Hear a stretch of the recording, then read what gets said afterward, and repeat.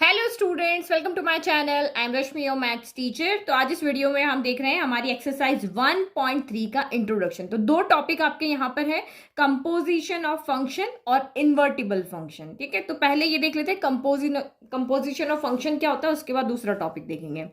तो वर्ड का मीनिंग अगर आप यहाँ पे समझते हो तो कंपोजिशन का मतलब होता है कंबाइन करना या कॉम्बिनेशन करना या ऐड करना, बट किसी रूल से। तो ये कंपोजिशन का मतलब समझ लो कि दो या दो से ज्यादा फंक्शन जो है उनको मिला करके एक सिंगल फंक्शन बनाना। अब कुछ रूल होगा, ऐसे ही नहीं कि सिंपल ऐड कर देंगे सब्ट्रैक्ट कर देंगे, वो नहीं करेंगे, कोई ऑपरेशन अप्लाई नहीं करना है। कितनी भी दो या दो से ज्यादा फंक्शन का आपको कंबाइन करके कॉम्बिनेशन बना के आपको एक सिंगल फंक्शन बनाना है, को हम यहाँ पे कंपोजिशन कहते हैं। जैसे आप यहाँ पे देखो, रियल लाइफ का एग्जांपल देखो, तो जैसे अजमेर से मुझे चंडीगढ़ जाना है, तो एक तरीका तो है कि मैं अजमेर से पहले जयपुर जाऊं, फिर जयपुर से मैं चंडीगढ़ जाऊं, तो ये तरीका है। तो मैं अगर ऐसे ऐसे जंप कर करके ना जाकर के अगर मैं सीधा यहाँ पे एक ही रास्ते से चली जाऊं या सीधा इधर से एक ही रास्ते से चली जाऊं, तो ये हमारा दो जो चीज थी कि यहाँ पे जाना है फिर ट्रेन चेंज करना है फिर यहाँ जाना है, ऐसे ना करके ए से सीधा अगर कोई ट्रेन जैसे गरीब रथ जाती तो मुझसे चले जाते हैं, तो ये हो गया कि दो चीजों को कंबाइन करके हमने एक यहाँ से डायरेक्ट चले गए। तो इस तरह की जो आपका यहाँ पे इस तरह के फंक्शन जो होंगे उनको आप कंपोजिंग करोगे। तो ये रियल लाइफ का एक एग्जांपल है, जैसे कि हम इस तरह से स्किप करते हुए ना जा रहे हैं और सीधा ही वहां पर जा रहे हैं। तो ये बस एक आइडिया लगाने के लिए कि फंक्शन का कंपोजिशन कैसे होता है। इसमें हम एक फॉग पढ़ेंगे और एक आप यहाँ पे गॉफ पढ़ोगे। तो फॉग तो हम इन्वर्टिबल में देखेंगे, अभी जो मेन यहाँ पे देखने वाले हैं वो आपका यहाँ पर क्या है, गॉफ है। इधर से इधर जाने को हम यहाँ पे क्या कहते हैं, गॉफ कहते हैं। अब ये गॉफ का क्या मीनिंग होता है तो वही हम यहाँ पे समझेंगे। तो इसको समझाने के लिए मैंने आपको, क्योंकि आपको पता चल गया कि कंपोजिशन मतलब दो या दो से ज्यादा फंक्शन का कॉम्बिनेशन, तो मैंने दो फंक्शन ले लिए, एक फंक्शन एफ एक्स ले लिया, एक फंक्शन मैंने जी एक्स ले लिया। तो इन दोनों का जब आप कॉम्बिनेशन करोगे तो आपका यहाँ पर क्या बनेगा, गॉफ बनेगा। तो वहां तक अभी नहीं जाओ, अभी सिर्फ ये देखो हम दोनों फंक्शन का कॉम्बिनेशन कैसे करते हैं। तो एफ एक्स इक्वल टू मैंने 2x लिया और function f A to B में डिफाइंड है। जी एक्स इक्वल टू मैंने x प्लस 2 लिया और जी जो है वो आपका b टू c में डिफाइंड है। तो देखो ये a टू b है, ये b और b यहां पर कॉमन है, b टू c में डिफाइंड है और सेट a के अंदर सिर्फ 4 एलिमेंट है। तो मैंने तीनों सेट यहाँ पे ड्रॉ कर दिया, ये सेट ए है, ये बी है, ये सी है। सेट ए के 4 एलिमेंट है, जो भी इनके अकॉर्डिंग वैल्यू आएगी वो आपकी बी सी में आ जाएगी। तो आप यहाँ पे देखो, अगर मैं एफ ऑफ 1 यानी कि सेट ए में से 1 को रखती हूँ तो ये फंक्शन कौन सा डिफाइन है, एफ एक्स है, तो एफ एफ में आपको वैल्यू रखनी पड़ेगी। तो 1 रखा तो 2 इंटू 1 यहाँ पे कितना हो जाएगा, 2 आ जाएगा, यानी कि मेरा एफ ऑफ 1 यहाँ पर कितना आ रहा है, 2 आ रहा है। तो इसकी मैपिंग हो जाएगी इसके साथ में। अगर मैं यहाँ पे 2 रखती हूँ तो एफ ऑफ 2 मेरा कितना हो जाएगा, 2 2 जा 4 हो गया। तो यहां से मेरा एफ ऑफ 2 कितना आ रहा है, 4 हो रहा है। तो 2 की मैपिंग कितनी हो जाएगी इसके साथ। सेम 3 4 रखो, तो ये हमने 3 रखा तो 6 मिलेगा, 4 रखा तो हमें यहां से 8 मिलेगा। तो ये फंक्शन f की मैपिंग डिफाइन की, मतलब 1 2 से कनेक्टेड, 2 4 से, 3 6 से और 4 यहाँ पे 8 से, a टू b में कनेक्शन हो गया, पूरा मैपिंग हो गई। अब हमें gx के लिए देखना है, सेट b से सेट c में कौन सा फंक्शन डिफाइन है, gx फंक्शन डिफाइन है। तो अब हमें वैल्यू यहाँ पे रखनी है। अब आप यहाँ पे अगर इसको आप रखोगे, अगर मैं यहां पर x इक्वल टू 1 रखती हूँ तो फंक्शन क्या होगा, g1 होगा ना। तो g1 की वैल्यू कितनी आएगी, 1 प्लस 2 यानी कि आपकी 3 आएगी। तो f ऑफ 1 यानी 2 जो होगा वो किससे कनेक्ट होगा, ओके ओके हमने 2 रखना था क्योंकि हमारे पास तो यहाँ पे 1 है ही नहीं ना, 2 है ना, तो हम 2 रखेंगे। तो 2 प्लस 2 आपका यहाँ पर कितना हो जाएगा, 4 हो जाएगा। तो 2 का कनेक्शन किसके साथ बनेगा, 4 के साथ बनेगा। फिर अगर आप यहाँ पे 4 रखोगे तो 4 प्लस 2, तो ये कनेक्ट मैपिंग हो जाएगी आपकी 6 के साथ में। फिर 6 रखोगे तो 6 की मैपिंग किसके साथ हो जाएगी, 6 प्लस 2 यानी 8 के साथ, और 8 की मैपिंग यहाँ पे किसकी हो जाएगी, 8 प्लस 2 यानी कि 10 के साथ में। यही मैपिंग होगी आपकी। तो अगर मुझे दो फंक्शन को कंबाइन करना पड़ा तो पहले मुझे एफ फंक्शन डिफाइन करना पड़ा यहां सेट ए से सेट बी में, और फिर मुझे सेट बी से सेट बी सी के अंदर एक फंक्शन जी एक्स डिफाइन करना पड़ा। तो अगर दो फंक्शन इस तरह से आते हैं और मुझे अगर इनको कंबाइन करना पड़ा तो यहाँ पे बहुत लेंदी प्रोसेस हो रहा है कि पहले मुझे एफ एक्स फंक्शन डिफाइन करना पड़ेगा, फिर मुझे जी एक्स फंक्शन डिफाइन करना पड़ेगा, और इस तरह से पहले 1 2 से मैपिंग होगा, फिर 2 4 से होगा। तो इनडायरेक्ट में 1 सीधा 4 से मैप हो रहा है, 1 4 से ही हो रहा है ना, ऐसे 2 4 से मैप हो रहा है, फिर 4 6 से हो रहा है, तो ये 2 6 से भी मैप हो रहा है। तो क्या कोई ऐसा तरीका है कि मुझे ये सारा लंबा चौड़ा प्रोसेस ना करना पड़े और ए का सीधा कनेक्शन मेरा सी से बन जाए? तो ये जो हमारा शॉर्टकट तरीका है ना, ये कूद कूद के जाने वाला जो तरीका है ना, वो हमें यहाँ पे नहीं करना है। हमें ऐसा कोई शॉर्टकट टाइम बचाने वाला तरीका देखना है कि हम सेट ए के एलिमेंट की सीधे से सीधे सेट सी के साथ यहां पर मैपिंग कर ले। इक्वेशन आपकी वही अलग अलग रहेगी, लेकिन हम सीधा ए टू सी में यहां पे क्या कर ले, दोनों फंक्शन को कंबाइन कर रहे हैं, तो सीधा ए को सी से हम मैप कर ले। तो उस फंक्शन को जो ए को सीधा सी से मैप कर दे या ए का सीधे सी से कनेक्शन बना दे, तो उस फंक्शन को हम यहां पे कहते हैं गॉफ फंक्शन। गॉफ फंक्शन का मतलब जी ऑफ एफ हो गया। तो ये फंक्शन कैसे काम करता है यहां पे देखो, यही चीज हमें निकालने को कहेंगे कि आपको दो अलग अलग फंक्शन दिए होंगे, आपको कहेंगे आप गॉफ निकालो, तो आप कैसे निकालोगे? तो यहां पे देखो, जैसे 1 की मैपिंग 2 से हो रही थी, तो मैंने इसको एफ ऑफ 1 लिखा यहां पर। तो जैसे मैंने, और इसकी मैपिंग जब इधर हो रही थी, मैंने जी ऑफ 2 लिखा। तो जैसे मैंने जी ऑफ 2 लिखा यहां पर, तो मैं इसको जी ऑफ एफ ऑफ 1 भी कह सकती थी, क्योंकि एफ ऑफ 1 और ये दोनों तो आपस में इक्वल है ना। तो मैंने यहां पे जैसे जी ऑफ 2 लिखा, तो मैं जी ऑफ एफ ऑफ 1 भी लिख सकती हूँ कि इसकी जो मैपिंग यहां पे हो रही है, इसकी जो इमेज यहां पे हो रही है, अगर हम सेट ए से सेट बी की बात करते हैं, तो ये आपका यहां पर क्या हो जाएगा, ये डोमेन होगा और ये को डोमेन होगा, यही होगा।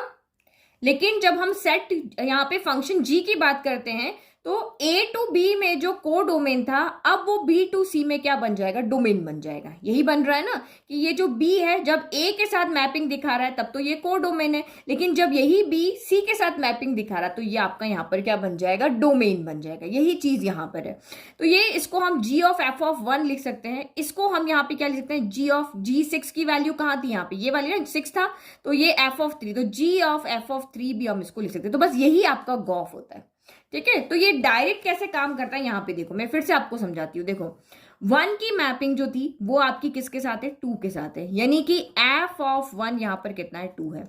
फिर इस 2 की जो मैपिंग, ये वाला जो 2 है, इस 2 की मैपिंग किसके साथ है, आपकी यहाँ 4 के साथ है। तो इस 2 को मैं यहाँ पे g ऑफ 2 भी लिख सकती हूँ, या फिर मैं इसको यहाँ पे g ऑफ f ऑफ 1 भी लिख सकती हूँ, ये भी लिख सकती हूँ। तो g ऑफ f ऑफ 1 मेरा यहाँ पर कितना आ गया है, 4 आ गया है। तो बस यही, अब मैं इधर से इधर ना जाऊं, फिर इधर से इधर ना जाऊं, पहले f निकालू फिर g निकालू, तो ऐसा ना करके मैं सीधा यहाँ पे गॉफ निकाल सकती हूँ। अब गॉफ का कहने का मतलब क्या हो गया, देखो जैसे सेम फंक्शन है मेरा ये, और इधर भी ये सेम फंक्शन है। अब मुझे इसका गॉफ निकालना है, किसी भी एक एलिमेंट का निकालना है। तो यहाँ पे देखो, ये आपका किस तरह से लिखेंगे, ये g ऑफ यहाँ पे x लिख देंगे, क्योंकि एलिमेंट जो पहला हमारा डोमेन होता है उसको हम x कहते हैं, इधर वाले को y कहते हैं। तो हम इसके साथ में यहाँ पे क्या करेंगे, एक x ऐड करने। तो x यहाँ पे क्या हो सकता है, 1 भी हो सकता है, 2 हो सकता है, 3 हो सकता है, 4 हो सकता है, कुछ भी हो सकता है। तो g of f of x हो गया। तो g, अब हम इस o को हटा के f ऑफ x की जगह पे यहाँ पे क्या लिख देंगे, इस तरह से ब्रैकेट बना के ये लिख देंगे। तो गॉफ आपका यहाँ, क्योंकि हमें वैल्यू पुट करनी है ना, तो इसको वैल्यू पुट करने की फॉर्म में पुट करना है। तो f ऑफ x यहाँ पे हो गया। अब यहाँ पे चाहे 1 रखो, ठीक है। तो f ऑफ 1 कितना है, मैं यहाँ पे 1 लिख दिया। f ऑफ 1 कितना आ रहा है, यहाँ पे आपका 2 आ रहा है। तो ये g ऑफ, मैं एक एक की वैल्यू निकाल, g ऑफ f ऑफ 1 रखा। तो f ऑफ 1 की वैल्यू अभी हमने देखा, f ऑफ 1 कितना है, 2 है, तो ये g ऑफ 2 हो गया। अब g ऑफ 2 की वैल्यू कितनी आ रही है, तो g ऑफ 2 की वैल्यू यहाँ से कितनी आ रही है, 4 आ रही है। तो मैंने यहाँ पे कोई ड्रॉ नहीं किया, कुछ नहीं किया, सीधा का सीधा मैंने यहाँ पे गॉफ को निकाल लिया। अब लेट कि मुझे यहाँ पे गॉफ 4 निकालना है, ठीक है। तो मुझे यहाँ पे गॉफ 4 निकालना है। गॉफ 4 निकालना तो क्या क्या, g ओ को हटा दो, एफ ऑफ 4 यहाँ पे लिख दो। तो एफ ऑफ 4 की वैल्यू कितनी है, एफ ऑफ 4 की वैल्यू यहाँ पर कितनी है हमारे पास, तो एफ ऑफ 4 की वैल्यू यहाँ पर ना जाओ, यहीं पे रखो। एफ ऑफ 4 यानी इस फंक्शन में x की जगह पे 4 रखना है। तो 4 रखा तो ये कितना हो गया, 2 4 जा कितना हो गया, 8 हो गया। तो ये हमारा यहाँ पर f4 की वैल्यू कितनी आ गई, 8 हो गई, ठीक है। अब g8 की वैल्यू चाहिए, तो g8 की वैल्यू के लिए 8 सीधा यहाँ रख दो। तो 8 + 2 कितनी हो गई, 10 हो गई। तो g8 की वैल्यू हमारी यहाँ पर हो गई है 10, यानी कि गॉफ 4 मेरा कितना आ रहा है, 10 आ रहा है। तो इस 4 का यहाँ पे मैपिंग किसके साथ हो रही है, 10 के साथ हो रही है। तो आपको समझ में आ गया, हमने कोई ड्रॉ नहीं किया, कुछ नहीं किया, इधर से पहले मैपिंग इधर नहीं बनाई, या हमने इधर से ए से बी का किससे मैपिंग है वो नहीं देखा, फिर बी से सी से किसके साथ मैपिंग है वो नहीं देखा, हमने सीधा का सीधा यहाँ पे गॉफ निकालिए, मतलब बिल्कुल विद इन 10 सेकंड में आप कर सकते हो। जैसे देखो ये गॉफ मैंने यहाँ पे 2 निकाला, गॉफ 2 निकाला तो एफ ऑफ 2 यानी कि इसको पहले ऐसे लिखेंगे, एफ ऑफ 2 लिखा, तो एफ ऑफ 2 की वैल्यू के लिए एफ फंक्शन आ रहा है अंदर, तो पहले एफ फंक्शन के पास जाना है। एफ फंक्शन हमारा ये रहा एफ ऑफ 2, तो हमने यहाँ 2 रखा, तो 2 2 जा कितना हो गया आपका यहाँ पे 4 हो गया, तो इसका मतलब इसकी जगह पे हम रखेंगे 2 रख दिया, 2 2 जा 4 आया ना, तो 4 रख दिया। अब G4 के लिए, G बाहर फंक्शन है तो G के पास जाना है, तो 4 रखना है यहाँ पे, तो 4 + 2 कितना हो गया आपका यहाँ पर 6 हो गया, तो इसका मतलब ये आ गई वैल्यू 6, यानी 2 का कनेक्शन 6 से होना चाहिए, तो देखो 2 का कनेक्शन सीधा का सीधा यहाँ पर 6 से है। तो आई होप आपको गॉफ बहुत अच्छे से समझ में आ गया। तो ये जो हम इधर से इधर जा रहे हैं उसको हम गॉफ कहते हैं, लेकिन कभी आपको कहेंगे कि आप फॉग निकालो तो वो कब होगा, जब हम इधर से इधर जाएंगे। सेट बी से सेट ए के अंदर अगर हम कभी मैपिंग देखते हैं इस तरह से, हम इधर से इधर जा सकते हैं तो इधर से इधर भी तो जा सकते हैं, तो इसको हम यहाँ पे कहेंगे फॉग और इसको हम कहेंगे गॉफ। बस ये हमारा फॉग हो गया और ये हमारा गॉफ हो गया। कोई फर्क नहीं पड़ता अगर मुझे यहाँ पे फॉग निकालना है, चलो इधर से इधर निकालना, मैं यहाँ पे एक वैल्यू निकालिए, फॉग मुझे यहाँ पे 6 निकालना है, फॉग 6 निकालना है, तो ये क्या लिख जाएंगे यहाँ पे एफ और अंदर G6 आ जाएगा, यही आएगा। तो G6 की वैल्यू के लिए G यहाँ है ना, तो G के पास जाओ, x की जगह 6 रखो, तो 6 + 2 कितना हो गया 8 हो गया, यानी कि एफ ऑफ कितना हो गया 8 हो गया। अब एफ ऑफ 8 कितना होगा, तो ये आपका यहाँ पर हो जाएगा, तो 8 रखो, एफ ऑफ 8 चाहिए, यहाँ 8 रखो, तो 8 2 जा कितना हो गया 16 हो गया, तो आपका फॉग 6 यहाँ पे कितना आ गया, ए 2 जा 16 आ रहा है। तो ठीक है, तो 4 की मैपिंग इधर किससे होगी, 16 के साथ होगी। तो आप कहोगे कि इसकी तो 1 के साथ होनी चाहिए, बट ऐसा जरूरी नहीं, फॉग की वैल्यू अलग आएगी और गॉफ की वैल्यू अलग आएगी, क्योंकि फॉग गॉफ आपस में इक्वल नहीं होते। जब ये आपस में इक्वल हो जाते हैं तो उसको हम आइडेंटिकल यहाँ पे फंक्शन कहते हैं, वो भी आप आगे पढ़ोगे। ठीक है, तो यहाँ पे हमने क्या देखा कि जब मैंने यहाँ पे देखो इस तरह से, अगर मैंने यहाँ पे गॉफ 6 निकाला होता, तो देखो ये आपने देखा ना फॉग 6 कितना आ रहा है आपका 16 आ रहा है। अब सेम यही आप यहाँ पे गॉफ 6 निकाल के देखो, गॉफ 6 आपका कितना आएगा, तो ये आ जाएगा G एफ ऑफ 6 आ गया। तो एफ ऑफ 6 कितना आएगा, अगर यहाँ पे तो सेट में है नहीं बट होता तो कितना आता, 6 रखोगे तो 6 2 जा कितना आ रहा है यहाँ पे 12 आता, तो G ऑफ यहाँ पे 12 आता, एफ ऑफ 6 ना 6 2 जा 12 हो गया। अब यहाँ पे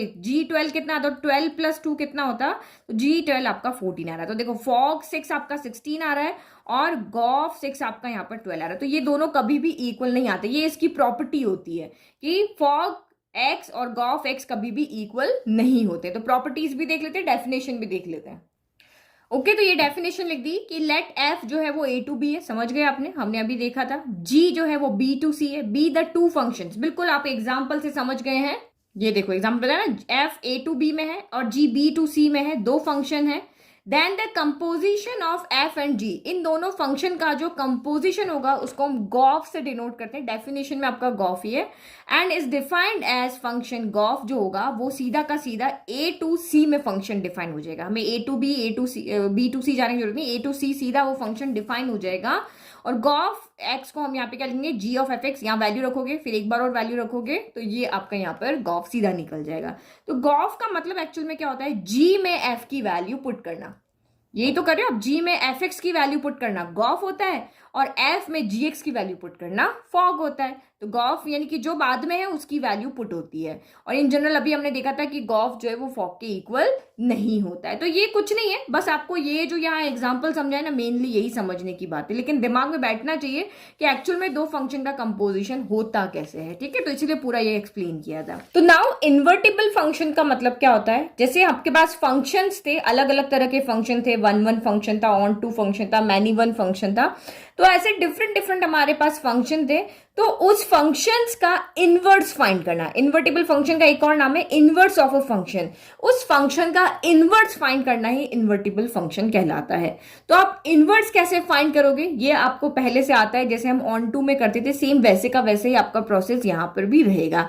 लेकिन इनवर्स का मतलब यहाँ पे क्या होता है, लेट की अगर कोई फंक्शन एफ है जो सेट ए से सेट बी में डिफाइन है, set A to set B में डिफाइन, तो उसी फंक्शन का अगर आप यहाँ पे इनवर्स फाइंड कर रहे हो तो वो फंक्शन बी से ए में डिफाइंड होना चाहिए। तो हम ऑन टू में क्या करते थे, यही तो करते थे, इधर के सारे एलिमेंट की इधर हम मैपिंग ढूंढते थे, यही ढूंढते थे, और 1 1 में हम इधर के सारे एलिमेंट की इधर मैपिंग ढूंढते थे। तो ये बिल्कुल आपका ऑन टू जैसे ही, बस अगर फंक्शन है तो ए टू बी डिफाइंड होगा, अगर उस फंक्शन का इनवर्स है तो वो बी से ए में डिफाइंड होना चाहिए। तो सारे तरह के फंक्शन है वो उनका इनवर्स हम नहीं फाइंड कर सकते हैं, कुछ फंक्शन ही है जिनका हम इनवर्स यहाँ पे फाइंड कर सकते हैं। क्यों नहीं फाइंड कर सकते वो भी मैं आपको आगे बताऊंगी। तो देखो जैसे ये जो मेरा सेट है इसके अंदर मैं कुछ एलिमेंट्स लेती हूँ, उनकी मैपिंग देखती हूँ। तो ये जो मैंने एक फंक्शन यहाँ पे डिफाइन किया है कि कैपिटल ए की स्मॉल ए से मैपिंग है, कैपिटल बी की स्मॉल बी से, कैपिटल सी की स्मॉल सी से।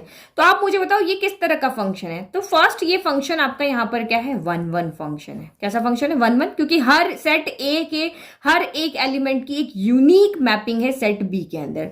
और दूसरा ये फंक्शन आपका यहाँ पर ऑन टू भी है। ऑन टू क्यों है, क्योंकि सेट बी के जितने भी एलिमेंट है उन सब की मैपिंग यहाँ पर सेट ए के साथ है, सेट बी का कोई भी एलिमेंट यहाँ पे खाली नहीं है, दैट मीन्स आपका ऑन टू है। तो इनवर्ट किसी भी फंक्शन का इनवर्स हम तभी फाइंड कर सकते हैं जब वो फंक्शन आपका 1 1 एंड ऑन टू हो। यदि 1 1 एंड ऑन टू अगर दोनों होते हैं तो उस टाइप के फंक्शन को हम यहाँ पे क्या कहते हैं, बाइजेक्टिव। यानी कि अगर आपका फंक्शन यहाँ पे बाइजेक्टिव है तब भी हम उस फंक्शन का इनवर्स फाइंड कर सकते हैं। देखो इनवर्स फंक्शन जो है ये कुछ कंडीशंस के साथ आया है, अगर इसकी कंडीशन उस फंक्शन पे फुलफिल होगी तभी ये उसका इनवर्स फाइंड करके बताएगा, अदरवाइज ये इनवर्स फाइंड नहीं करेगा। तो अगर आप यहाँ पे कोई भी एक फंक्शन आपको दे दे, जैसे f = 2x है, और आपको कहे कि इस फंक्शन का आप इनवर्स फाइंड करके दिखाओ, सेट ए के अंदर कोई 2 3 4 5 इस तरह से एलिमेंट है, तो इन्वर्टिबल फंक्शन हमेशा पहले यहाँ पे चेक करेगा कि वो फंक्शन आपका 1 1 होना चाहिए, ऑन टू होना चाहिए, यानी कि बाइजेक्टिव होना चाहिए। अगर वो फंक्शन बाइजेक्टिव है तभी वो उसका इनवर्स निकाल के बताएगा, बाकी वो उसका इनवर्स निकाल के नहीं बताएगा। तो आपके बुक में अगर आप एक्सरसाइज को सॉल्व करोगे तो आपके पास यहाँ पे क्वेश्चन, देखो इनवर्स फाइंड करना आपको ऑलरेडी आता है, जो स्टेप्स है वो आपको सारे पता है, वो मैं आपको जब एक एग्जांपल करवाऊंगी उसमें समझा दूंगी। लेकिन अभी आप सिर्फ इसकी जो कंडीशन है वो देखो। जैसे एक लड़की शादी के लिए जाती है तो उसकी कंडीशन होती है ना कि यार लड़का अच्छा कमाना चाहिए, टॉल होना चाहिए, वो होना चाहिए। तो सेम यहाँ पे भी इन्वर्टिबल फंक्शन जो है वो अपनी कंडीशन यहाँ पे रख रहा है। तो ये बुक के क्वेश्चंस है ना, आप यहाँ पे देखो, state with reason whether following function have inverse, के इनके इनवर्स होंगे या नहीं। तो होंगे या नहीं तो आप क्या देखोगे, कैसे बताओगे कि इस फंक्शन के इनवर्स होंगे या नहीं। तो आप चेक करोगे कि ये फंक्शन 1 1 ऑन टू होने चाहिए। सेम यहाँ पे देखो ये फंक्शन आपको दिया हुआ, आपको कहेंगे कि ये 1 1 है तो आप इसका इनवर्स फाइंड करके दिखाओ। तो वो सारे फंक्शन जो 1 1 ऑन टू होंगे उन्हीं का हम यहाँ पे इनवर्स फाइंड कर सकते हैं। तो आपके दिमाग में आ रहा होगा कि हम जो दूसरे मैनी वन फंक्शन है या जो ऑन टू नहीं होते वो इनटू होते हैं, उनका हम इनवर्स क्यों नहीं फाइंड कर सकते। तो उनका हम इनवर्स क्यों नहीं फाइंड कर सकते वो मैं एक एग्जांपल से समझाती हूँ। तो पहले वो समझने से पहले आप यहाँ पे देखो, अगर यहाँ पे देखो इधर से इधर है तो इधर से इसकी मैपिंग इधर होनी चाहिए। देखो एफ फंक्शन की मैपिंग में कैपिटल ए की स्मॉल ए से, तो एफ इनवर्स में इधर की इधर से होनी चाहिए, ये आपका इनवर्स होता है। देख सकते यहाँ पे देखो, लाइक कि यहाँ पे एफ ऑफ ए जो है वो स्मॉल ए है, तो आपका यहाँ पे हो जाएगा एफ इनवर्स इधर से इधर होगी ना। मैंने कहा ना कि अगर ए टू बी में तो एफ इनवर्स बी टू ए में होगा, तो एफ इनवर्स कहां पे हो जाएगा, ए हो जाएगा। तो इसकी मैपिंग किसके इक्वल आनी चाहिए, कैपिटल ए के इक्वल आनी चाहिए। तो अगर आपका फंक्शन एफ इधर से इधर डिफाइन है तो एफ इनवर्स में आपका इधर से इधर डिफाइन होगा। तो यही आपका होता है। तो सिंपल है, इसकी इधर जिसकी मैपिंग है इसकी इधर से इसके साथ होगी, वो तो होगी ही ना। अब देखो मैं दो आपको एग्जाम्पल समझाती हूँ। तो ये देखो दो फंक्शन मैंने लिए, ये 1 1 ऑन टू नहीं है, ये आपका मैनी वन फंक्शन है और ये आपका इनटू फंक्शन। इनटू फंक्शन क्यों, क्योंकि ये सेट ए है आपका, ये सेट बी है, इधर ये सेट ए है, इधर ये सेट बी है। तो मैनी वन फंक्शन क्यों, क्योंकि दो एलिमेंट की एक के साथ मैपिंग है। और इनटू फंक्शन क्यों, क्योंकि सेट बी में एक एलिमेंट बच गया है। ऑन टू कब होता है, जब सेट बी में एक भी एलिमेंट ना बचे।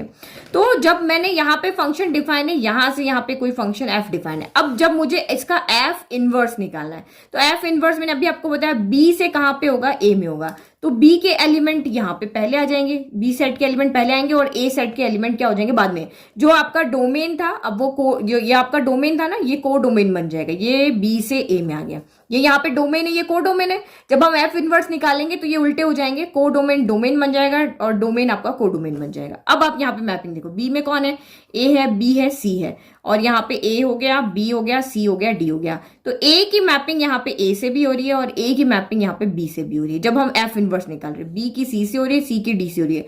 तो ये तो फंक्शन की डेफिनेशन को ही फुलफिल नहीं कर रहा, क्योंकि फंक्शन की डेफिनेशन क्या कहती है, एक बॉयफ्रेंड की यहाँ पर एक ही गर्लफ्रेंड होनी चाहिए, एक बॉयफ्रेंड की दो गर्लफ्रेंड नहीं होनी चाहिए। एक बॉयफ्रेंड की दो गर्लफ्रेंड है तो वो तो फंक्शन ही नहीं है। जब वो आपका फंक्शन ही नहीं है तो हम उसका इनवर्स कैसे निकालेंगे? तो ये सारे चैप्टर में जो भी आप फंक्शन से रिलेटेड पढ़ रहे हो, सबसे पहले कंडीशन है कि उसको फंक्शन होना चाहिए। आप 1 भी देखते हो, ऑन 2 भी देखते हो, सबसे पहले यही चेक करते हो ना कि वो फंक्शन होगा, तभी उसको आप यहाँ पे 1 ऑन 2 देखोगे। तो मैंने आपको पहले ही बताया था, आपको सिंपली देख लेना है कि एक बॉयफ्रेंड की दो गर्लफ्रेंड जहां पे भी बन रही है वो फंक्शन नहीं है।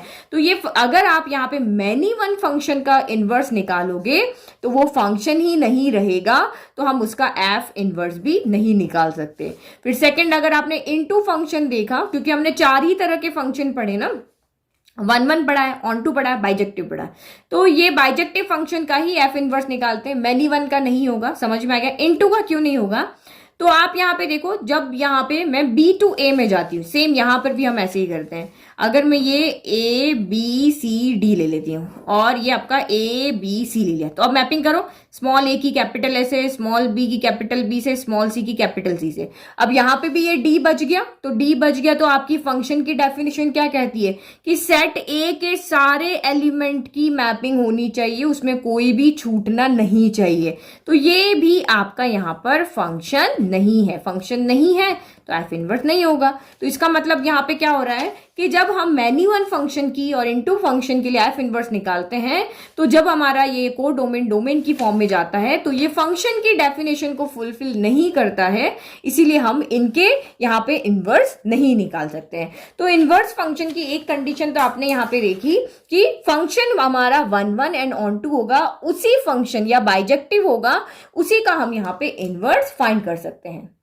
तो ये हमें समझ में आ गया। अब उसकी दूसरी कंडीशन यहां पे देखो। फर्स्ट कंडीशन तो मैं यहां लिख देती हूं, तो ये मैंने हाईलाइट कर लिया फर्स्ट पॉइंट की कंडीशन कि inverse is defined only for the functions which are 1 and on 2 या फिर बाइजेक्टिव। अब इसकी दूसरी कंडीशन देखो कि ये आपको दूसरी कंडीशन रखता है, ये होगा तब भी फंक्शन डिफाइंड होगा। और एक और कंडीशन है कि जो हमारा यहां से यहां पे फंक्शन डिफाइन है उसको हम एफ कह रहे हैं, और जब हम एफ इनवर्स निकाल रहे हैं उसको ये यहां पे जी एक्स कह रहे हैं। जैसे ये आपका यहां पर ये एफ ऑफ, इसको हम एक्स से डिनोट कर रहे हैं, इसको हम जी ऑफ वाई से डिनोट कर रहे हैं। तो इस तरह के अगर आपके दो फंक्शन बन जाते हैं, जैसे ये एफ एक्स हो गया जो कॉमनली हमें फंक्शन यहां पे दिया हुआ है, जैसे कि f of x equal to 2x है, और अगर आप इसका एफ इनवर्स निकाल लेते हो, उस एफ इनवर्स वाले फंक्शन को हम यहाँ पे जी वाई कह रहे हैं, तो जो भी यहाँ पे आएगा वो हो गया। तो अगर इन दोनों फंक्शन का गॉफ और फॉग निकालते हो, वो दूसरी डेफिनेशन है हमारी, क्या कह रही है, अगर उन दोनों फंक्शन का अगर आप गॉफ निकालते हो, हमारे पास दो फंक्शन हो गए, एक आपके पास एफ एक्स जो आपको दिया हुआ था और एक आपने एफ इनवर्स एक्स निकाल लिया, तो ये दो फंक्शन है, तो इसको एफ इनवर्स एक्स को हम यहाँ पे जी वाई कह रहे हैं। तो अगर इन दोनों फंक्शन का अगर आप गॉफ निकालते हो और वो आई एक्स के इक्वल आता है, और दूसरा अगर आप यहाँ पे फॉग निकालते हो और वो आई वाई के इक्वल आता है, तब भी वो फंक्शन यहाँ पे क्या कहते हैं, तब भी हम उसका इनवर्स निकाल सकते हैं। या तो वो 1 ऑन 2 हो तब हम इनवर्स निकाल सकते हैं, या फिर gof equal to I x आए और fog equal to I y आए, तब भी वो आपका यहाँ पर क्या है, इन्वर्टिबल फंक्शन, यानी आप उसका इनवर्स निकाल सकते हो। तो ये आई एक्स क्या है और आई वाई क्या है, तो आई एक्स का मतलब यहाँ पे हो गया, जब यहाँ पे एफ आएगा ना, तो इसका जब आप गॉफ निकालोगे तो सारे सेट ए के एलिमेंट आने चाहिए, तो इसीलिए हमने आई एक्स लिखा है। जब आप फॉग निकालोगे तो आई वाई का मतलब ये कि सेट बी के एलिमेंट यहाँ पर आने चाहिए। तो इसमें गॉफ जब भी आप निकालोगे तो मेनली जब आप सॉल्व करोगे तो गॉफ एक्स के इक्वल आएगा, और जब इसको सॉल्व करोगे तो फॉग जो आपका y के इक्वल आएगा। तो x के इक्वल आया मतलब सेट a के एलिमेंट, और y यहाँ का मतलब है सेट b के एलिमेंट। तो ऐसा भी अगर हो जाता है तब भी आपका ये फंक्शन यहाँ पर क्या है, इन्वर्टिबल है। तो दो कंडीशन है, चाहे तो आप 1 ऑन 2 बाइजेक्टिव उसको शो कर दो तब भी वो इन्वर्टिबल है, या फिर आप ये कर लो तब भी वो आपके इन्वर्टिबल है। तो थोड़े टिपिकल क्वेश्चंस आपके यहाँ पर आएंगे, तो फॉग गॉफ निकालना आपके लिए बहुत ईजी होगा इन्वर्टिबल फंक्शन शो करने के लिए। तो डेफिनेशन देखो, फिर मैं आपको एग्जाम्पल से समझाती हूँ। तो ये डेफिनेशन हो गई। A function f x to y is defined to be invertible. एक फंक्शन जो एक्स टू वाई में डिफाइंड है उसको इन्वर्टिबल वो कब होगा कि उसके लिए कोई ना कोई एक जी ऐसा फंक्शन वाई टू एक्स में डिफाइंड हो। अगर कोई फंक्शन जो है वो आपका एक्स टू वाई में डिफाइंड हो तो हम एक जी जो है वो वाई टू एक्स में अगर डिफाइन कर दें, कैसे डिफाइन कर दें कि उसका जो गॉफ करोगे वो इधर के एलिमेंट के इक्वल हो, यानी एक्स के इक्वल। अगर आप गॉफ इक्वल टू एक्स ला दो और फॉग इक्वल टू अगर आप यहाँ पे वाई ला दो, शॉर्ट फॉर्म में आई एक्स आई वाई नहीं समझ में आ रहा है तो gof equal to x, x यानी इससे कैपिटल एक्स के सेट के एलिमेंट के, और फॉग इक्वल टू अगर आप वाई ला दो यानी इस सेट के एलिमेंट्स के, तो फंक्शन जी इज, तब अगर ऐसा हो जाता है तो ये जो जी फंक्शन होगा, यानी जो भी आपने जी फंक्शन निकाला होगा वही इस एफ एक्स का क्या होगा, इन्वर्टिबल होगा। इस एफ एक्स का क्या होगा, इन्वर्टिबल होगा। उसको एफ इनवर्स से डिनाइट करते हैं। तो इधर के एलिमेंट के लिए हम एफ एक्स लिखते हैं, इधर के एलिमेंट के लिए हम जी वाई लिखते हैं। अब देखो थोड़ा कम समझ में आया ना, तो देखो एग्जाम्पल से बहुत अच्छा समझ में आएगा। तो मैं आपको एग्जाम्पल देती हूँ। लेट के यहाँ पे मेरा कोई फंक्शन है f x equal to 4x plus 3 है। अब आपको यहाँ दिखाना है कि क्या इस फंक्शन का इनवर्स होगा, क्या हम इस फंक्शन का इनवर्स फाइंड कर सकते हैं। तो पहली चीज तो ये कि इस फंक्शन को आप 1 1 यानी कि bijective 1 1 and onto show कर दो। अगर वो फंक्शन 1 1 एंड ऑन टू है तो ऑब्वियसली उसका इनवर्स आप यहाँ पे फाइंड कर सकते हो। दूसरा तरीका हमारे पास है कि अगर हम उसका gof equal to x and fog equal to y, ये बहुत याद रखना इजी है। लास्ट में एफ आ रहा है तो एफ आपका एक्स के साथ कनेक्ट होता है, और जी है तो जी में वाई के एलिमेंट हम लेते हैं। एफ में हम किसके लेते हैं, एक्स टू वाई जाते हैं, और जी में हम वाई टू एक्स जा रहे हैं। तो ये समझो एफ के लिए एक्स आएगा, जी के लिए वाई आएगा। तो अगर हम ये शो कर दें, या तो ये शो कर दें या ये शो कर दें, तो फंक्शन इन्वर्टिबल है। तो 1 1 ऑन टू तो आपको पता है, लेकिन ये आपके लिए बहुत ज्यादा ईजी रहेगा क्योंकि ऑन टू में बहुत से बच्चों को दिक्कत आती है। तो फॉग गॉफ लिखना अगर यहाँ पे हो जाता है तो हम कहेंगे कि फंक्शन इन्वर्टिबल है। तो सबसे पहले हमें, अगर हमारा एफ जो है वो ए टू बी में डिफाइंड है, तो हमें इसके लिए एक जी फंक्शन ऐसा लाना पड़ेगा जो बी टू ए में होगा, और वो जी फंक्शन क्या होगा, इनवर्स होगा एफ का। तो जी यहाँ पे क्या होगा, एफ इनवर्स होगा। ठीक है, तो ये हम कैसे लिख करके आते हैं, तो जो आपने ऑन टू में किया था वही करना होता है। क्या करना होता है, f x equal to 4x plus 3 है, तो इस इक्वेशन को हमें बस x इक्वल लिखना होता है। कैसे, तो हम यहाँ पे इस इक्वेशन को हम y के इक्वल लेंगे। सेम प्रोसीजर आपको करना है, जो भी इक्वेशन आपको एफ एक्स की इक्वल दी है, क्योंकि ये अगर यहाँ पे x है तो इसकी मैपिंग यहां जाती तो ये एफ ऑफ एक्स ही तो होता है। तो हमें एफ ऑफ एक्स को, जो भी आपका एफ ऑफ एक्स है उसको y के इक्वल लिखना होता है, क्योंकि इस सेट के एलिमेंट को हम y से डिनोट कर रहे हैं, उस सेट के एलिमेंट को हम x से डिनोट कर रहे हैं। तो x की मैपिंग एफ ऑफ एक्स है, तो हम इस f of x equal to हम y लेते हैं। ऑन टू पे भी ऐसे ही करते थे। तो इस इक्वेशन को हमें y के इक्वल लिखना होता है, और अब यहां से जैसे ये y इक्वल है तो हमें इसको x की इक्वल वैल्यू लानी होती है, जैसे हमने ऑन टू में किया था। तो x की इक्वल आना मतलब एक साइड में ओनली x बचना चाहिए। तो +3 उधर जाएगा तो -3 हो गया, इधर 4x बच गया, फिर प्लस का 4 का मल्टीप्लाई का 4 उधर जाएगा तो ये आपका डिवाइड में आ जाए, तो y -3/4 ये आपका x हो गया। तो यहाँ पे वैल्यू हमें f x, A to B में एफ एक्स की वैल्यू होती है, बी टू ए में आपकी एक्स की वैल्यू होती है। तो ये एक्स आपका एक्चुअल में क्या है, ये जी वाई है या एफ इनवर्स ऑफ एक्स है। इसको आप एफ इनवर्स ऑफ एक्स कह सकते हो या जी ऑफ वाई कह सकते हो, क्योंकि इधर से इधर जा रहा है तो एफ ऑफ एक्स है, और इधर से इधर जा रहा है तो आपका जी ऑफ वाई है।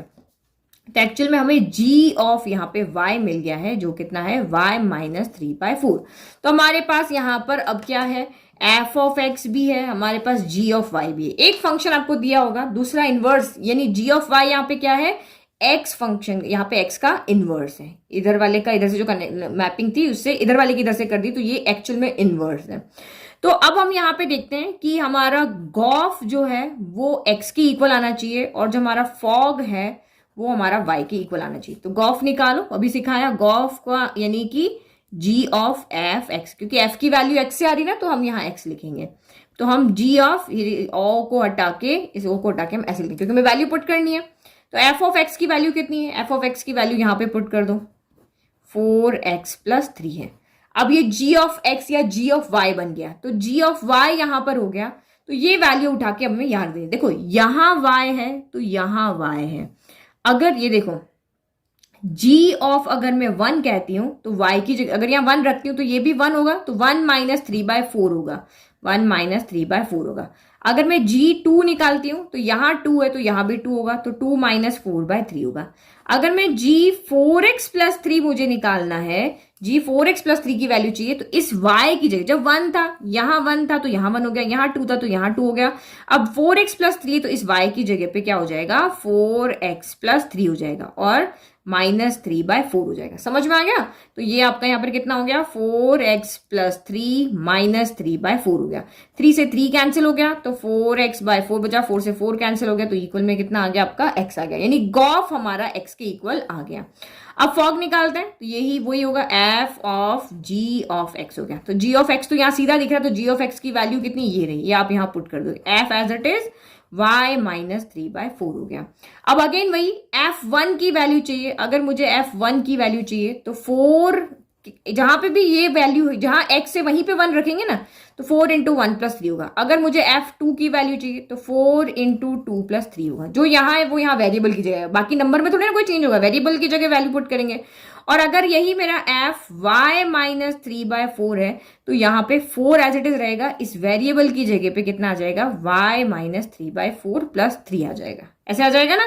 तो यहाँ पे रख के इसको सॉल्व करो, 4y -3/4 प्लस 3, तो y 4 से 4 कैंसिल हो गया, y -3 प्लस 3, 3 से 3 कैंसिल हो गया, इक्वल में y बचा। तो हमने क्या देखा कि हमारा गॉफ इक्वल टू तो x आ रहा है और फॉग इक्वल टू हमारा y आ रहा है। तो इसका मतलब ये फंक्शन इन्वर्टिबल है। और अगर आपको कहे कि इस फंक्शन का इनवर्स क्या है, तो जो आपने gy निकाला है ना, वही उसका इनवर्स है। ये gy जो निकाला है ना, वही उसका इनवर्स होता है। तो हम चेक भी कर लिया यहाँ पे और इनवर्स भी हाथों हाथ हमने निकाल दिया। तो यही क्वेश्चन, इसी तरह के क्वेश्चन आपके एक्सरसाइज के अंदर है। आपको एक फंक्शन दिया होगा, आपको कहेंगे चेक करो ये इन्वर्टिबल है या नहीं है, तो सिंपल तरीका सबसे बढ़िया है कि आप उस फंक्शन का, अगर a to b function define है तो आप b टू a में एक वैल्यू निकाल लो जो y की फॉर्म में होगी, x इक्वल होगी, फिर आप फॉग निकाल लो, गॉफ निकालो और उसको x की इक्वल, इसको y की इक्वल शो कर दो। दैट मीन्स ये आपका फंक्शन इन्वर्टिबल है। और आपको कहे कि उसका इन्वर्स क्या है, तो यही आपका वहां पर इन्वर्स है। तो आई होप आपको पूरा इंट्रोडक्शन अच्छे से समझ में आ गया। Composition of functions and invertible functions आपको बहुत अच्छे से आ गया। अब एक्सरसाइज अब आप खुद भी कर सकते हो, ठीक है। नोट्स के लिए आपको लिंक डिस्क्रिप्शन में दिया हुआ है, नहीं तो आप www.mathsteacher blog पे जाकर के भी नोट्स को फ्री में डाउनलोड कर सकते हो। Thank you.